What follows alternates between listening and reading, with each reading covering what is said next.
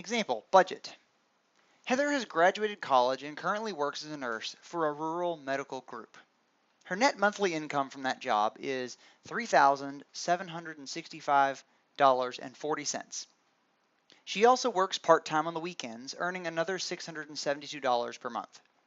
Her monthly expenses are rent at $1,050, car payments at $489, student loan payments at $728, car insurance at $139, utilities at $130, clothing at $150, entertainment, which could be going out with friends, her Netflix account, Amazon Prime, movies, etc., at $300, credit card debt at $200, food at $360, and gasoline at $275.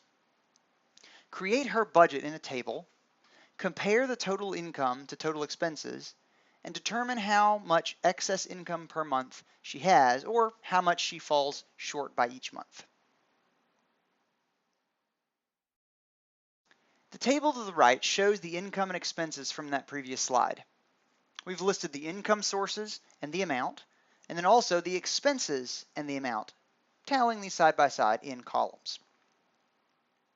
So if we want to compare the total income to total expenses and determine how much excess income per month she has or how much she falls short each month, first we're going to have to total these. So I'm going to add a bottom row onto this for totals.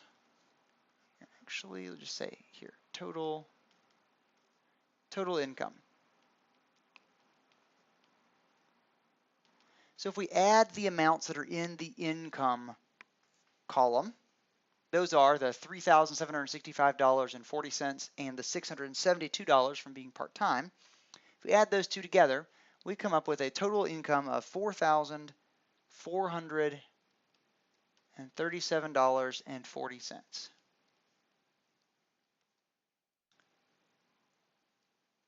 And if we add up the amounts in the expenses column, which includes rent, the car payment, the student loans, etc., all the way through gasoline, if we add those values,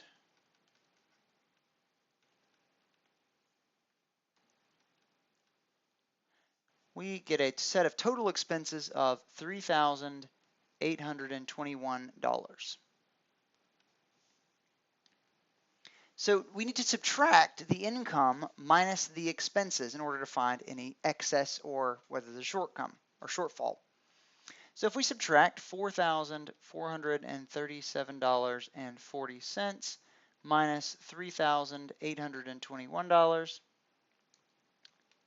we find that there is a positive balance of $616.40. So there is excess income. Now, in this made-up example, perhaps that actually occurs. But for most of us, there's not a cushion of extra $600 a month. But let's just think for a moment how a person should handle if they find themselves with excess.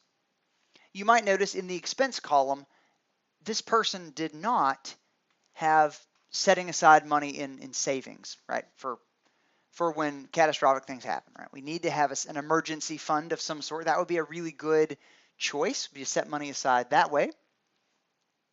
Or that really should be the first choice. But another viable option would be actually paying more on her credit card, because we do note that she's paying $200 a month for a credit card. So if she took that $600, $616.40, and paid more on the credit card, she would save herself a lot of interest. Now additionally, I'm thinking other good options here. Additionally, we could possibly apply that to pay an extra car payment. Depending on how close you are to paying it off, that might be a good choice. But honestly, paying off the credit card quicker, those are going to have higher interest rates, like 28% interest, whereas your car payment is going to have an interest rate of something like 7%, but it's on a much larger balance. So if you can see what I mean, there's a choice that you could make there.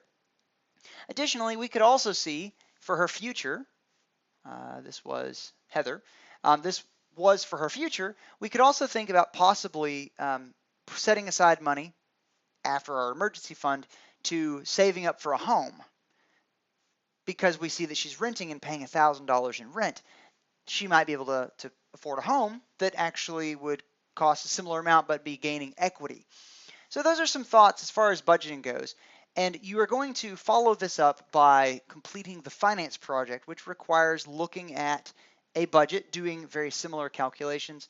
So you can use this as an example as you are looking at your finance project.